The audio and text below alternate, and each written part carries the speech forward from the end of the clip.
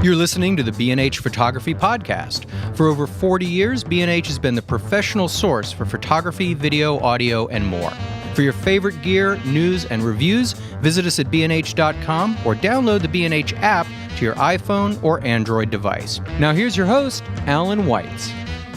Welcome to the B&H Photography Podcast. Remember, we love to hear from our listeners, so drop us a line. Tweet to us with hashtag BHPhotoPodcast, and be sure to subscribe and leave us a review on your iTunes podcast app. It really does help. On today's episode, we return to the Optic Conference for an inspiring conversation we had with travel, editorial, and documentary photographer Eric Kruszewski. Eric has a long list of credits that include National Geographic Traveler, CNN, New York Times, and the World Wildlife Fund, but it wasn't always that way. We talk with Eric about how he made a mid-career switch to photography and the thoughts, planning, and action that went into that successful transition. Eric is not only a good storyteller, but his story is an inspiring one for the many of us who would like to turn our photographic passion into our vocation. But first, Al's Gearhead Pick of the Week. If you shoot tethered or hardwired to studio lights, you've undoubtedly had a cable disconnect from your camera in the middle of a shoot, or even worse yet, have your camera's USB or FireWire port damaged from that cable being yanked back and forth. If you use them, you know what it's about. To cure this little problem, I suggest the Tether Block QR Plus Quick Release Plate. It's designed to just eliminate the problem. It's real simple. It's a plate that goes in the bottom of your camera. It's Arca Swiss compatible if you're working on a tripod, and it accepts thin, medium, or heavyweight cables. All you have to do is weave the cable through the curved channel in the bottom of the plate, screw it onto your camera, and you are good to go. It's made of aircraft quality aluminum. It's made in the USA, and you can buy it in gray or blue. It's perfect.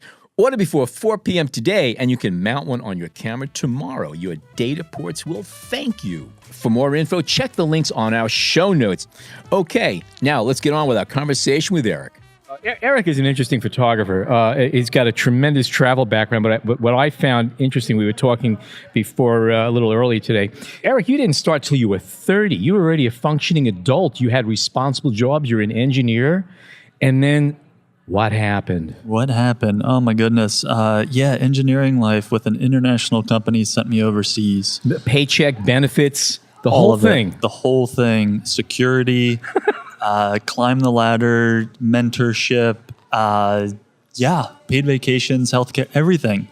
And what it did was it completely burst my isolated bubble that I was living in. Years prior, I grew up outside Baltimore in the suburbs, didn't have a lot of exposure to international travel. And here I find myself at the age of 30 in the middle of Central Asia. It was supposed to be a 6-month gig, and it turned into 5.5 years. And it was just something that I absolutely fell in love with, and just, hey, can we extend you a little bit more? A little bit more, bit more. And every single time, sure, let's do this. And so, what country or countries? First started in Kazakhstan, Uzbekistan. Grew to Russia, Georgia, and Turkey as well. So the majority of the time in Kazakhstan and Uzbekistan. Going there, I knew I was going to be a total outsider. And I'd never culturally and language. Did you speak the language at all? I knew nothing. I didn't know the language. Okay. So I'll even back up. When the idea was pitched to me from an engineering manager, hey, do you want this job in Uzbekistan? My initial reaction was sure. But after he hung up the phone, I realized I didn't even know what Uzbekistan was. I didn't know where it was. I wasn't familiar with it at all. I started doing my research, and I immediately knew my life was going to change. Where am I going? What am I going to do? I don't know the language. I don't know anybody. I have no support network. I have no friends, family who are going to be there. Who Everything was just going to be through the company, and let's try and make this work. So, I signed on. Let's do it. It's on a whim, go for it. And it wasn't until about 3 years in that I decided to start photographing. And the impetus for that was I started to imagine the day I came home and sat there with friends and family, and they would say, so what's Uzbekistan like? What does Kazakhstan look like? And I thought, I can't describe that. Throw pictures in front of them. So it was that imagination that just thought, okay, I got to do something. I'm going to start photographing. And did you have a camera at the time? I didn't have a camera. I didn't have a serious camera. Right. I think the only thing I had was a tiny point and shoot that literally could fit in my shirt pocket. Right. So what I decided to do was buy an introductory DSLR kit lens, and I had no network for photography. I had photo teacher and the language of it. I didn't know it. So I remember typing into Google, learn travel photography best. And I hit enter and I roll the dice, what's going to come up? And the first response or the first result in the Google search results was National Geographic expeditions, learn travel photography from some of the best photographers in the world.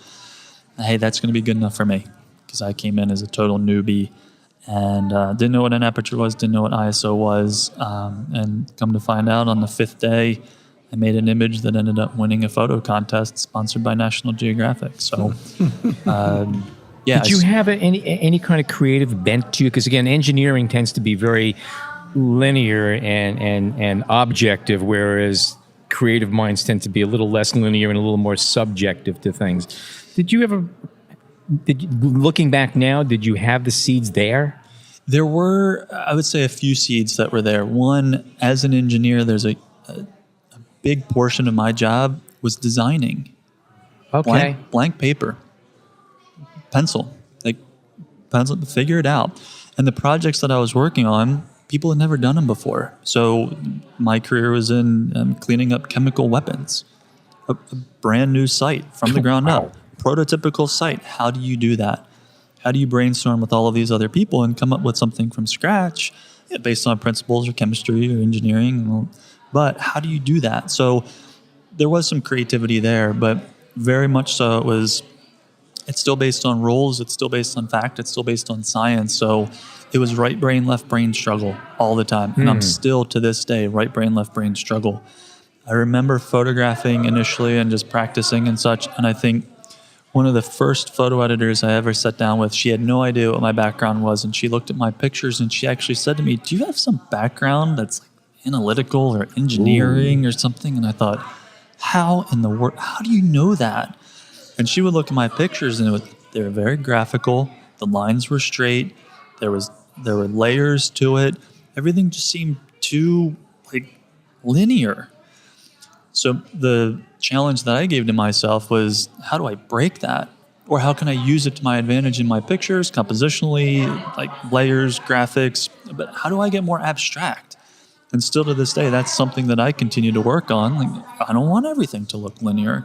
How do I bring emotion and gesture and posture and all these other different things into it to kind of break something along those lines, and you kind of answered it, but it was going to be, did you kind of keep this graphic and clean type of structure to your work as a photographer, or did you go off and, let's say, because as your documentary work, narrative is important, and it's not just one image, it's a combination of images, Yeah, I try and incorporate it into images because it can actually augment a composition, but I don't want to get into a formulaic photograph all the time. I want it to look like an Eric Kruszewski photo, but I don't want it to be that same linear, analytical, left brain.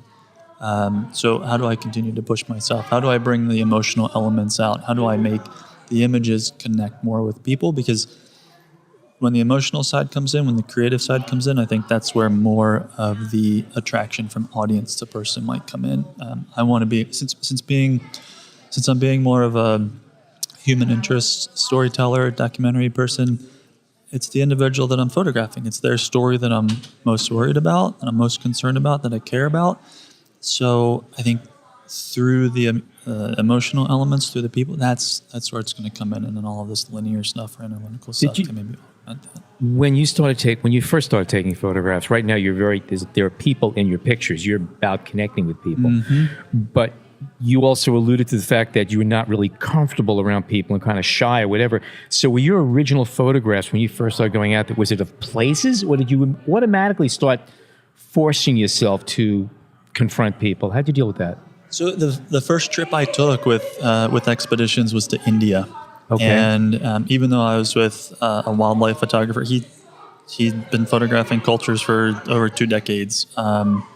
And we were on the streets of India. We were in villages. We were in people's houses. We were in the markets. We were in their shops. You can't help but being in people's faces there. You cannot avoid it. For they're going to be in your yours. face, right. yes. Because You have to have a reason. You have to explain your reason. People have to know your reason. And Exactly. you got to communicate that. Yeah. So I learned that right from the get-go. I learned it was actually day 5 when I made this picture and we walked up. There was a family, and they were street performers. And I remember about 10, 12 feet up, there was this young girl. She was a tightrope walker, and the family is standing around, and then all of these travelers are standing around watching her perform. She was the breadwinner of the family. It was this very, very busy travel site. And I remember being told the day before, look at things in a different way, totally different perspective, be respectful. And if you think you need to ask permission in this culture, do it. And I remember connecting with her father. I didn't speak the language, but it was just eye contact. It was the nod of a head.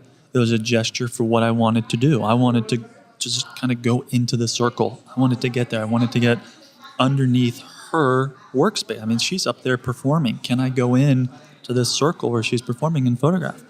And it was gesture. That was how I knew to communicate. He nodded, he smiled. That was my entry point. And I went in and photographed, and that was the picture that eventually won the contest. And it was just, the light bulb went off. Did you know you had a great shot when you took it? Or a good shot, or a winning shot, or whatever you want to call it? No. You knew enough to submit it. I knew enough to submit it afterwards based on asking for help. Because at that point, I didn't know what editing a selection of photos. On that trip, I don't know how many hundreds of pictures I made. I have no idea. But at the end of it, I remember when I was preparing for the contest entry, I think I whittled it down to 40 images. And I shared those with people because, as I said before, I didn't have this photographic network. I didn't go to school for it. I wasn't a working photographer. I didn't have those connections in the editorial field, photo editors, other creatives doing photography. So it's like, hey, Mom, Dad, which images do you like? I sent them to my aunt. I sent them to, I don't know, some buddy of mine. I do that with my kids, actually. Yeah. Which one do you like better? What do you respond to? Yeah, absolutely. What elicits something from you? What connects with you? And that's what I did. So let me ask you, for the most part, when you showed these pictures to other people, were you surprised or encouraged or discouraged by what they said was the best? Because I know quite often for me, there are pictures that I've taken that I just think I'm a genius, and people just skip right over. And I find that there are times like on Instagram, I get a lot of likes for a picture that I was even shot enough and now let's put it up. And that's what touches people sometimes. It is. And you never really know what image is going to resonate with somebody else. Are you sharper at doing that now? When you edit now, do you think you're hitting it more in the head, or you still have doubts of? Well, I mean, I think we all do that. I think there's always a little bit of doubts. I think there's always a little bit of doubt with me. I don't mind sharing my work. I don't mind showing my mistakes because I'm just going to learn from them. I don't mind showing a raw take because somebody might learn how I see or how I assess a situation, how I work a scene, and they could say, "Well, did you ever think about this?" Maybe I didn't. Maybe I just learned something. Maybe in my next assignment or the next expedition, I could do something differently and come back with more unique images or something. So I think we always say that we're our own worst critics as photographers, as creative people. So yeah, I have self-doubt about what I'm making and what I'm producing. But I think in that feedback loop, I learned a lot about not only the images I made, but why I'm doing it, who I am, what's the story that I'm telling. And I think that's important. I don't want to work in a vacuum. Yeah. Do you think there's something about your background, your engineering science background, that made it easier for you to approach, well, in this case, it's your family, maybe it's a little easier, but to say, hey, what do you think? And kind of lay your soul bare, because that's hard for people, It's very hard for people. And with that background, a lot of it was brainstorming. Mm-hmm. These are projects that we're undertaking. We haven't done them before, so... Yeah. Throw out ideas. What's going to work? What isn't going to work? What are we going to test? What are we going to figure out? What kind of conclusion are we going to come to? So with photography or storytelling or editing, it's very subjective. So yeah, you have to have a little bit of thick skin. You have to be able to take that feedback, that criticism, and learn from it, embrace it, hopefully, and then adapt to it, continue to grow. Whereas the technical side, you take that feedback and you're either going to get, it's more of a black and white, I think. Is this going to work based on the science, or is it not going to work? So that's something that I continue to play with and try and understand and integrate into my work all the time. So your engineering background is beneficial to you. Yeah, plus I'm really organized. I think it's interesting because there are a lot of creatives that I know that really have zero technical background, and just getting the camera to do what they wanted to do is a major accomplishment. Whereas I would imagine that you coming to photography, you're systematic and everything like that. You look at the camera, you're able to figure, okay, here's what this does, and it affects that, and you're able to relate aperture and shutter speed, the relationship between the two, probably better than a lot of photographers initially, because it's all abstract. It's abstract. As soon as you hit math, we're lost. Yeah, I have to be very careful about when I teach. I have to be very careful about who's on the receiving end of that. And one of the first questions I'll ask if I'm teaching the relationship of ISO to shutter, the first thing I say to them, are you good with numbers? Do you like numbers? And they're like, oh yeah, I love math. Okay, well let's do it this way. Let's understand those relationships for the exposure triangle, or however you want to teach it. So that, if I double my shutter speed, what's going to happen to the ISO? How do you compensate for that? And some people, boom, they get it right away.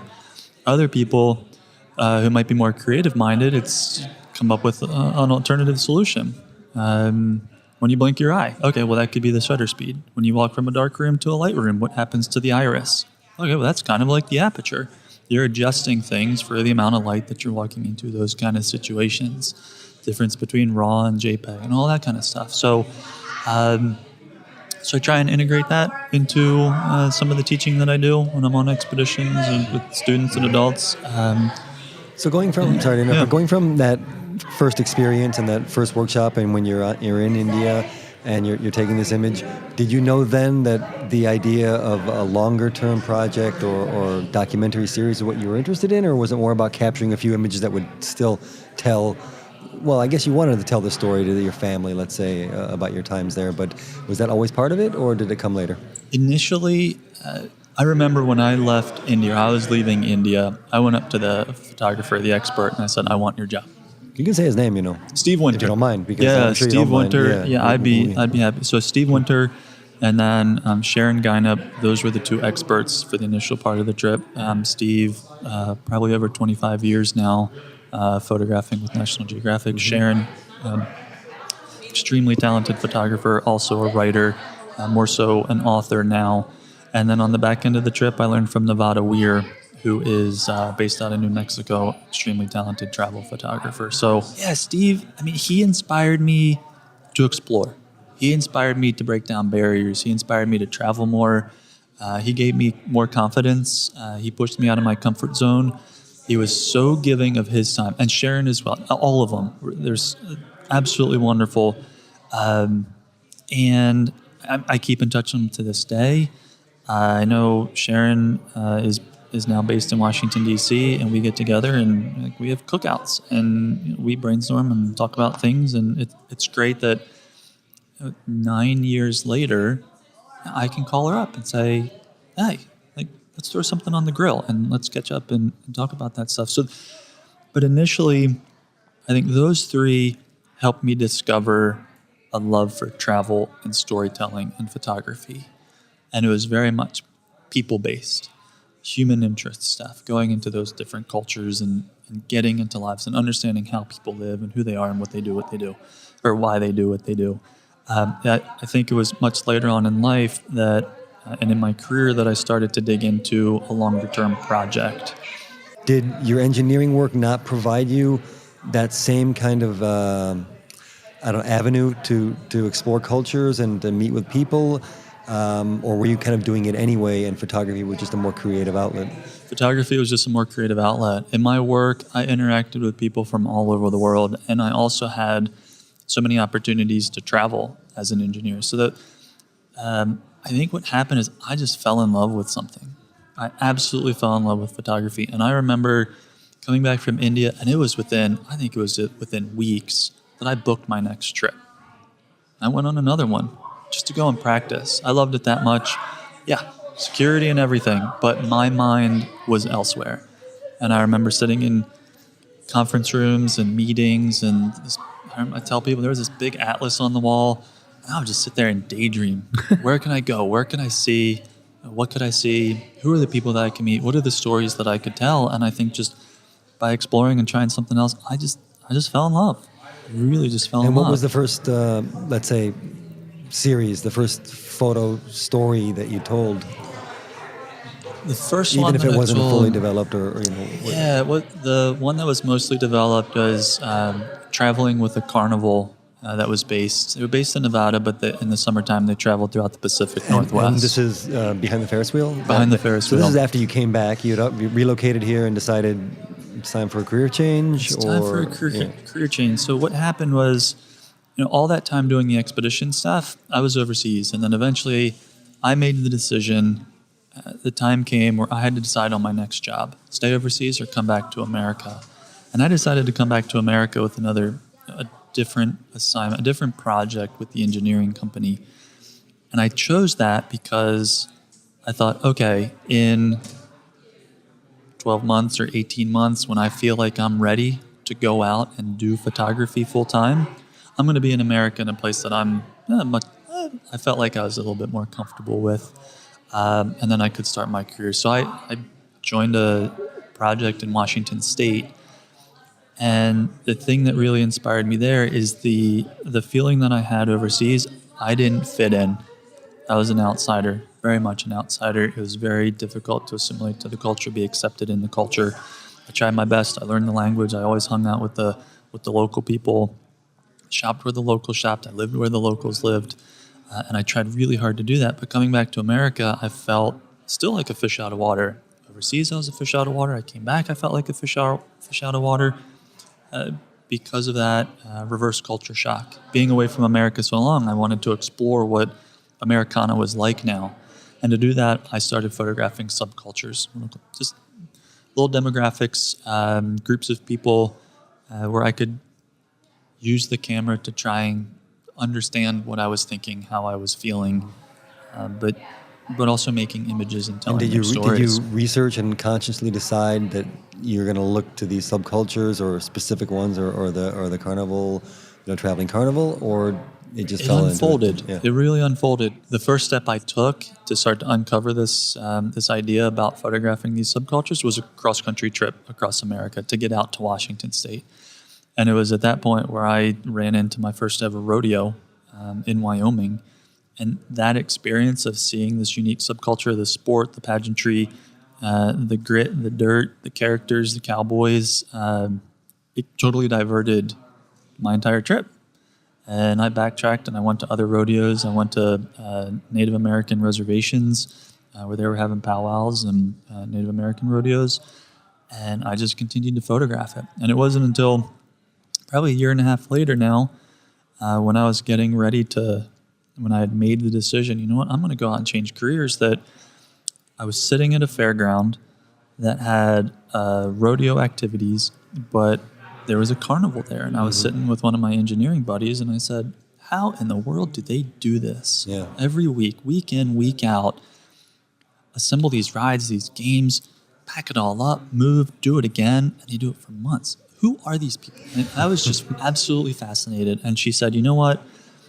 I know somebody that just married into this carnival family. You don't brag about that. Yeah. It was an eye-opener. It was an eye-opener. Just that statement alone had me fascinated. Yeah. What was it about the people or the family or the culture that somebody would marry into that and explore that? And then that just fueled the fire for me. I want to meet these people. Who are these people? Not only the work and the environment and how they live, but was that your in then? Is that the person that you contacted with? That was my in then. Yeah, and it took a little while. Courted each other, and hey, here's what I do, and this is the idea I have, and it was a family-run business. Imagine a photographer coming to you and your family and saying, this is where they live, this is where they work, this is where they sleep and play, this is everything. It's all on the road. And imagine somebody coming to you saying, hey, can I kind of be part of the family and can I photograph your life? I recognized it was a huge ask on my part, and it was a huge trust on their part that I'm going to come in and kind of do it justice. But what I kind of pitched to them was, I'm going to show the reality of it. I'm going to show how hard it is. I'm going to show how fun it is, or I'm going to show how boring it is, or how repetitive it is. Like, I'm going to show the family structure, the life, the environment, the culture around it. And was there one person that you had to kind of explain that to, and then it all kind of trickled down to the rest of the folks, or did you have to kind of re-explain yourself to every person along the way?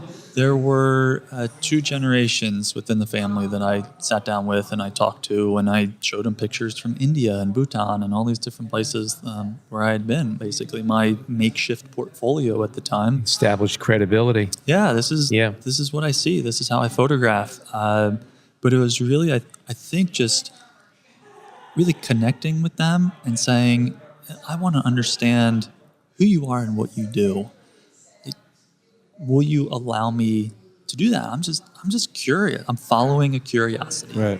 That's what I'm doing. And then eventually they said, yeah, come along. And I did. How long did you Reluctantly? stay on this trek?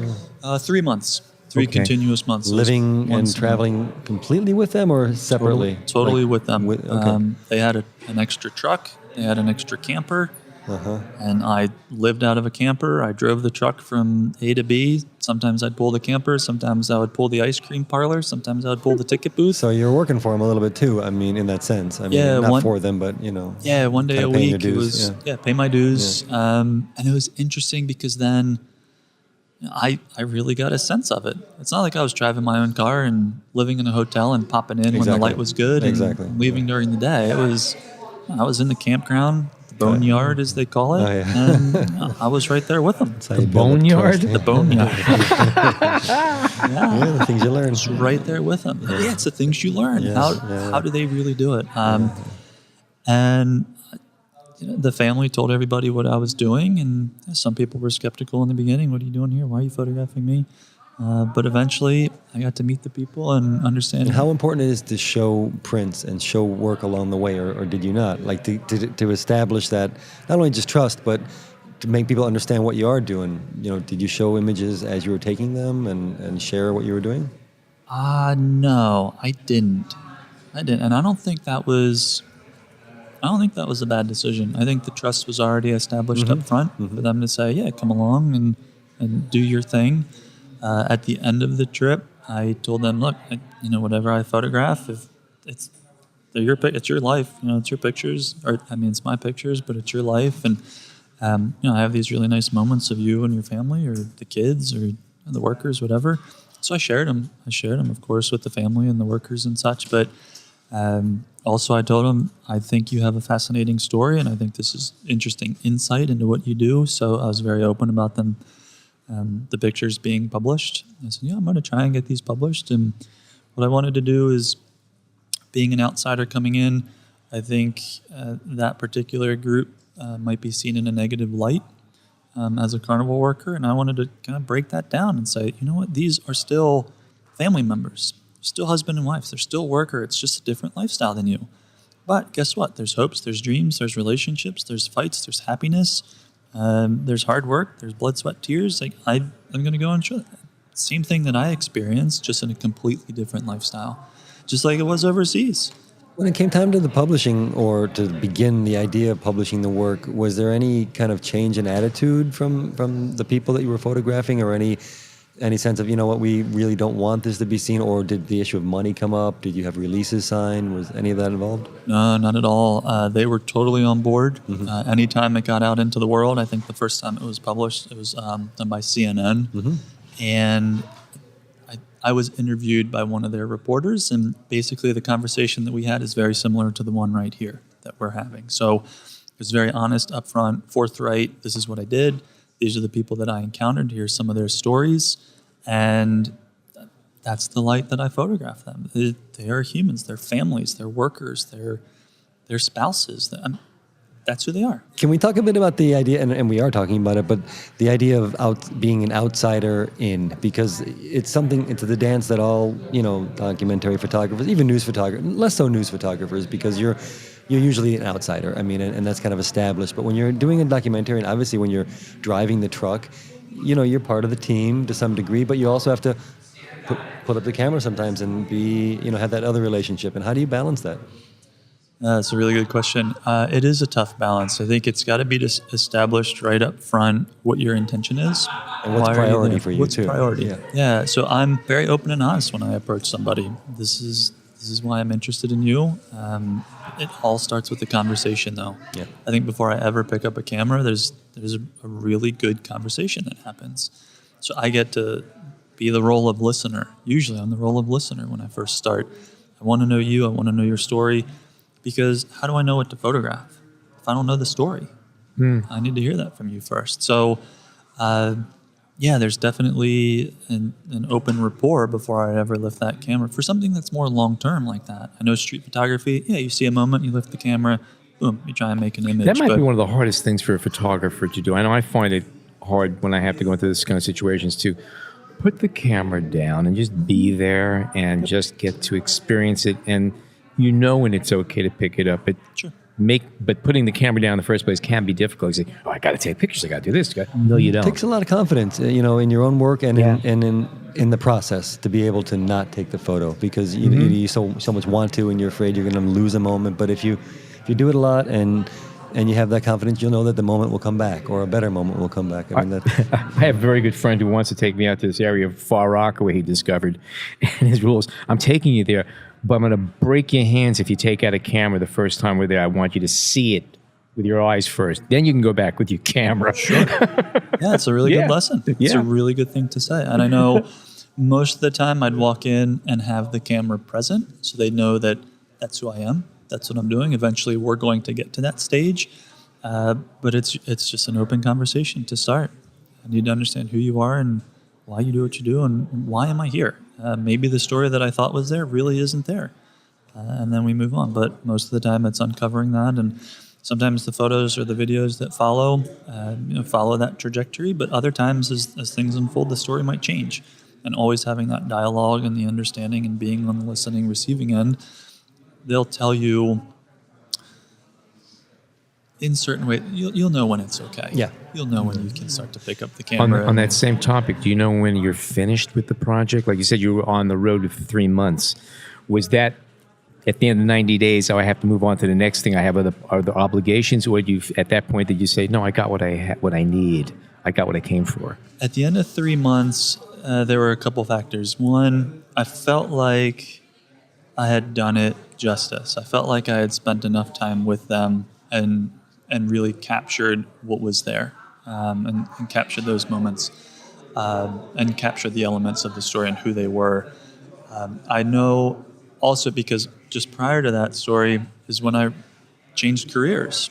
So there was also something in the back of my head saying, you have to start making money from photography now. Right. You no longer have the security of engineering. Great being a carny, but I got to get back to work here. I got to move on as well. So there was this balance. I had this huge library of images photographing almost every single day in the same environment. So while you were on this, did you focus solely on this project, or did you pull the truck over to get a great sunset here and there, or just no? I focused on this project.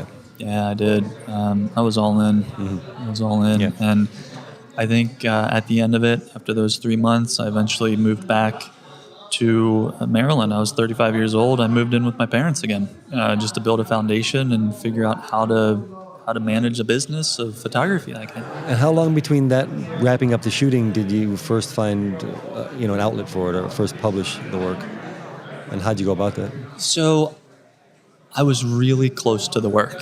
Now I was in it every single day, and I tried to edit it myself, which I learned was not the smartest thing to do. Because I remember I put together an edit and I wrote to a few editors that I had met in workshops. I had attended a couple photo workshops. I said, hey, can I meet you for coffee? Can I stop by the office? Can I show you this work? And quite often, I'd say almost every single meeting, they looked at that work and they said, you spent 3 months with them and this is what you have? And I was devastated. I was shocked. I was like, man, maybe I didn't do it justice. I really didn't. And then I reached out to an editor, photo editor, and I said, I have this body of work and I need help looking at this and dissecting it. I've been engrossed in this for way too long. And I took a step back and I shared the majority of the images with somebody else, and the pictures that were discussed and pulled and why and the stories behind them, that became the edit.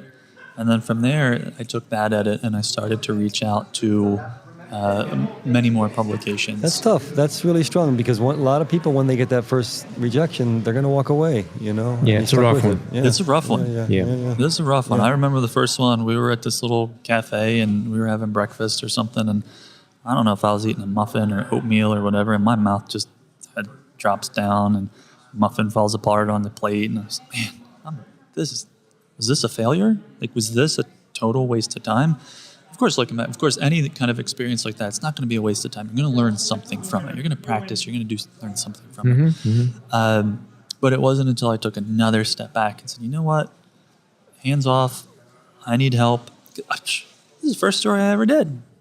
This is the first kind of immersion type photo project I had ever done. So why not bring in and try and get some support? And I still do it to this day. And I'm sure I will for 10, 20 years from now if I'm still doing this. It takes some people decades of work to learn just to go about it that way, you know, and just to take the criticism, you know, and, well, good for you, you know, in that sense. So they're almost opposites, or they can be opposites.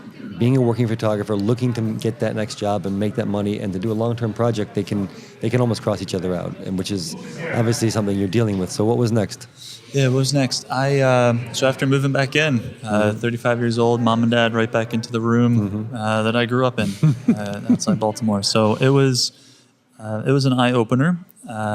No one had taught me how to make a living from photography. I thought I knew the technical aspects. I thought I knew how to travel and get into people's lives and perhaps do a longer-term story. I now know that 3 months is, there are longer-term, way longer than that. Certain things that I'd pursue right now. But I started to reach out to editors to try and get work. And it's cold calls and cold emails and coming up with a dream client list and doing research on who works where and who can actually hire me to do what I love to do now. So that was a huge learning process and a lot of work up front. I'd say a couple months where I would just try and kind of build a network, set up meetings with people in Washington, D.C., come up to New York City, and meet with those publications or those organizations that I respected. And this is the kind of storytelling that I want to do, or the people that I want to meet, or the human interest stories that I want to make. You mentioned the fact that after 3 months you realize that you've got this talent, but how do you monetize it? How do you turn it into a business? That to me has always been a very, very significant issue. I went to 2 art schools. They didn't teach us anything about business. And that to me was, I think, a huge mistake that they did not back then consider it important. It's very important. And unfortunately, most creative types are horrible when it comes to organization and finance. So was there anybody in particular that you turned to? Because, man, I imagine you had some kind of structure because you worked for 10 years as an adult, and now you're off as a creative, which is just loosey-goosey. So is there any one person in particular or a place that you turn to, say, how do I make this work as a business? Or did that maybe come along as speaking with editors and stuff, or it just I think it fell came into more, place? I think it came more from speaking with fellow photographers. Okay. So when I came to Baltimore and returned home, I still didn't have a network. A funny story, the first assignment I ever got from an editor was just after I moved home. And this editor said, hey, can you go and photograph this guy? It was a CEO of a startup in Baltimore, and we want this big production, and we want lights, and we want extras from his company, and we need action and motion. And I thought, my initial reaction was, sure, yeah, I can do this. I'd never done it before. Right. I'd never lit a portrait or produced a shoot for a glossy magazine. And I said, yeah, sure. And I instantly thought, well, who's going to help me with this? I looked around. Who's my network? Hey, Mom. Hey, Dad. What are you guys doing next week? Mommy. So hold a C-stand. So from that moment, man, I need to, can you hold a light? When I say feather it, do this. When I say increase the power, do that. That was my first gig. They came with me on my first gig. But that's how supportive they were. That's great. That So is awesome. supportive It really is. Yeah, we'll do anything. If you need help, sure. They were retired at the time. We just want you out of the We house. want you out of the house. We want you to make money so you can pay rent. No. We love you, son, but So, yeah, I started to reach out to photographers in the area and just, hey, can we go out? Can I pick your brain? Can we grab a beer? Can we go for a walk? Whatever. Do you need help? Can I assist you? And then those kind of things just led to conversations on, you know, how do I get work? How do I get paid to do this? How do I reach out to to editors? How do I do that? How does this really work? As we're listening, and this, we're going to cut this out. I'm trying to formulate the theme of the show, and it's pretty great in the sense that we're talking about starting a career. Really, I mean, the beginning of a documentary photographer career. Which, you know, how many documentary photographers have careers in the world? Not too many, right? I mean, so who exactly did you reach out to when it came to editors and the kind of publications you did respect and you were looking for work with? Who were they? I think my dream client list was National Geographic Traveler. I think at the time, the Wall Street Journal, the New York Times, World Wildlife Fund, like a Doctors Without Borders, a Red Cross, and organizations that told quality stories and did quality work that I respected, things that I wanted to be a part of.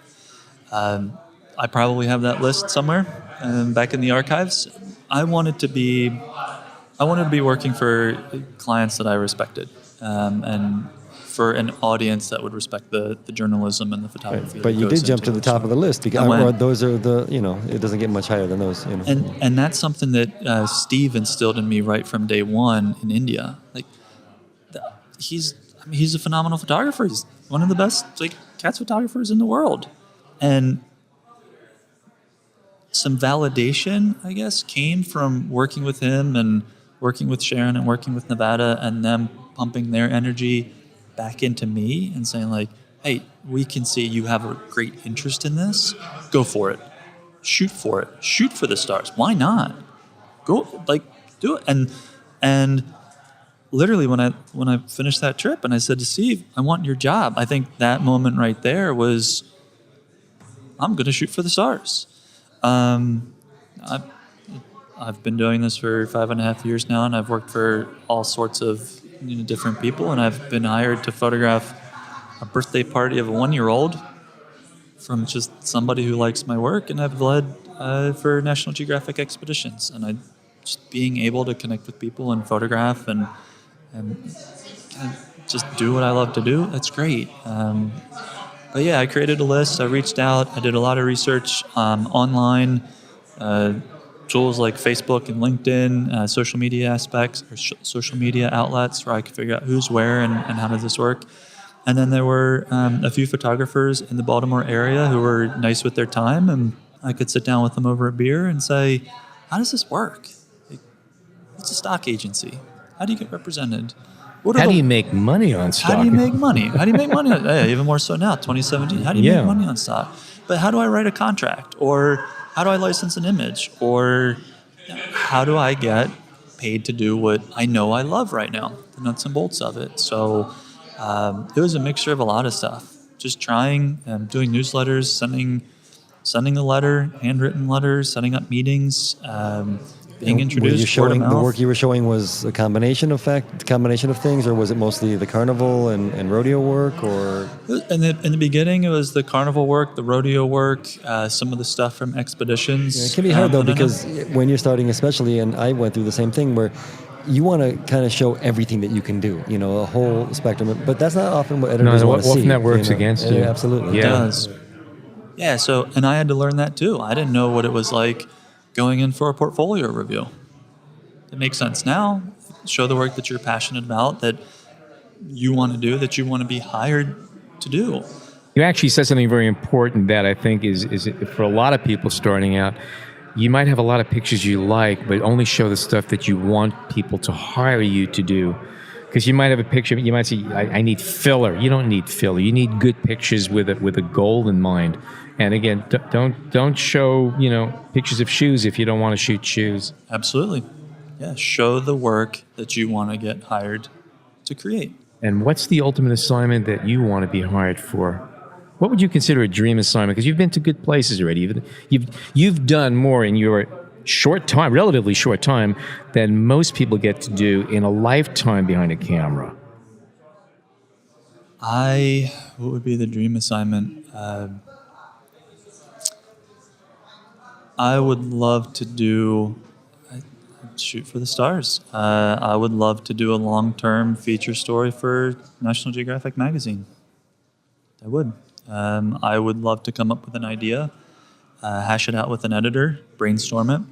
How do we approach this in a unique fashion? How do we get access? Everything that I've kind of been building up to. And yeah, I'm constantly trying to think of new ideas or things that align with their mission. But that same dream job could apply, I think, to any kind of client. There was a client that no one would ever know, really, that 2 years ago I spent an entire year telling people stories, LGBT people in the Catholic Church. And I was hired to be in 9 different people's lives and produce a series of videos about how the Catholic Church has affected their lives and what one particular kind of progressive priest is doing to help them and the overall community in an affirming way. And that was fascinating. Like, that was kind of a dream assignment, because over an entire year, I'm just documenting and I'm telling stories, and I'm fascinated with who these people are and what they're doing and the transitions that they're going through. And the challenges they have.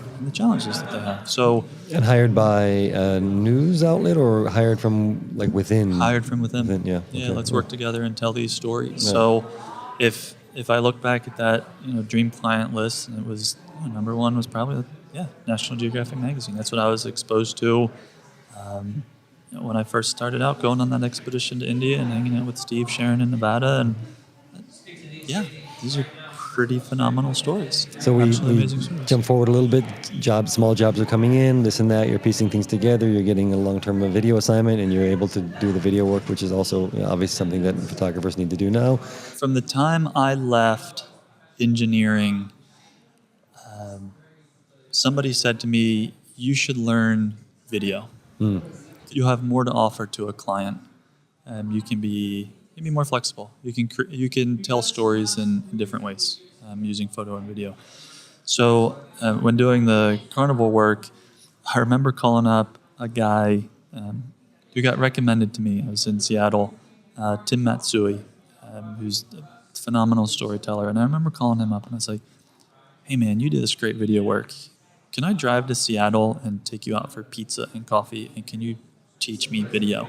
And he said, "Sure." Stranger. At that point, yeah. Total stranger. But it's going to have to be a large pie. Big pie. Yes. A lot of toppings. Cappuccino only. Right? But these are just like, how do you learn it? Yeah. I don't have Good a for you, classroom. though. I don't Good have a for you. teacher. And there were certain people along the way, like Steve, Sharon, Nevada, Tim, and there's a laundry list of them that really gave backing and offered expertise and said, "You know what? You're going to be on the other side of the country. I'm going to share. You're not my competitor. Let's sit down and hang out and hash things out and just kind of work with each other. Maybe I can learn something from you. You're going to learn something from me. That's great." So there were so many opportunities like that. A lot has to do with, obviously, you're a nice guy, you're a personal guy. Clearly, you're showing the fact that you have a passion and an interest and a dedication. You're going to follow through, and that speaks a lot to people. I think it does. Absolutely. Yeah, if you're so open about it, I think it's an attractive quality, and people are going to respond to it and be more willing to give back. If you have a choice between shooting stills or video, do you prefer capturing the story in an image, or does the idea of shooting video and telling a narrative, an ongoing narrative, appeal to you? Trying to capture everything in one image is what I'm drawn more to. I love capturing things in video. I'm not a huge fan of editing all of that footage, to be honest with you, but certain stories, I think, lend themselves more to one medium than the other. So that just has to be decided up front. How is this going to be distributed? What is the result, and how can that make an impact with an audience? And do you shoot video with a DSLR, or I are do. you shooting with okay? Yeah, with DSLR. I've dabbled with other cameras and cinematic cameras and such like that. But in my own, What are you shooting with? Yeah, that was my next question. Yeah, what's your gear? So my gear, I have Canon 5D Mark III. I have 2 of those, and then L series lenses, several zoom L series lenses. For a lot of my expedition work, I take the Fuji X-T2 and a couple prime lenses. Less intrusive, less intimidating. It's lighter on the back. I'm not an old guy, but after a 14-day trip carrying a bunch of gear, I start to feel it. So I've pared it down quite a bit and just challenged myself to try and see and just 2 focal lengths. How do I still create a variation of images over a 14-day period with those? We've heard that same school of thought a few times, and it's a good school of thought. We get it. Yeah. Most of the video work is with the Canon gear. And then, so moving forward, I think when I left engineering and I said, I'm going to do this, it was really so that I'd have the freedom and flexibility to tell the stories that I wanted to tell. Or if an opportunity was given to me and say, hey, look, we need you for 3 months or 6 months, I'd have that flexibility to go out and embark on that. So I think right now as I continue to develop my career and practice and find stories, I try and have this balance of the assignments that come in month to month with organizations that I want to collaborate with, but also having that free time and that free space to kind of brainstorm and figure out what I want to do with longer term stories. And it is a struggle. I mean, I still have to put food in my belly and keep a roof over my head. And very few people, unless we get into grants and or certain organizations that have the funds to send a photographer or creative out into the field for long periods of time, it's tough to do. So it's a constant struggle. It is really a constant struggle. I'm making a full-time living from photo and video and teaching on expeditions, which is great. Do you pinch yourself ever saying, is this really happening? I do. Just today, I gave a talk earlier today, and people came up to me afterwards and said, your story is really inspiring. I'm a mechanical engineer. I had someone come up and say, I'm a mechanical engineer. And another one said, I'm a software engineer. But I love going out and traveling. And if that can inspire people to see the world more or try a different hobby or uncover something, discover a deeper love for I'm sorry, creative process, go for it. You say travel, and travel is kind of part and parcel in photography in some ways, but your work is not necessarily travel based. You may find a story that juices you around the block. I mean, Totally. Are you just as interested in doing something like that as it would be if it was back across the other side of the world? Absolutely. Yeah. And is it absolutely. safe to assume that when you came home, it was with fresh eyes to the old surroundings and you're seeing them new again? The first project, I remember going home when I was living with my parents' house. It was December of 2012, and there was a newscast, the nightly news, and there was a 30-second blip about a steelworker community right out where southeast Baltimore, nearby where my mom grew up. And I'd gone down there all the time as a kid, and I instantly saw it as the story was a long-standing steel mill of over 120 years was shutting its doors. 2,000 people were going to be laid off. Years prior, I would have said, no, that sucks. At that moment, I said, there are 2,000 stories of transition that are about to happen. Yeah. And what are those stories going to look like? And who are those people, and what are they going to go through? And no two are the same. Yeah, they are never going to be the same. And that was something, oh, man. And I think a week later, I was at the local pub just on the outskirts of the steel mill, introducing myself to people and talking to the steel workers. And that became the beginning of a personal projects and such. So, and that was within a year of starting the photo career. So I definitely started to look at people and stories and the culture around me and every single person I encounter. They got a story going on.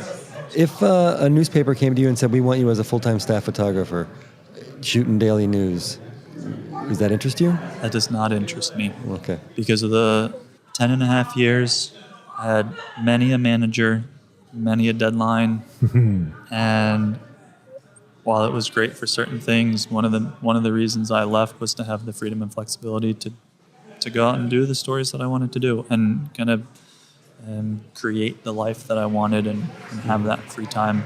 It's an advantage of coming to a career a little bit later because you know what you do and don't want to do, and that does have an advantage. Better perspective. Different perspective. Not to say it wouldn't benefit me.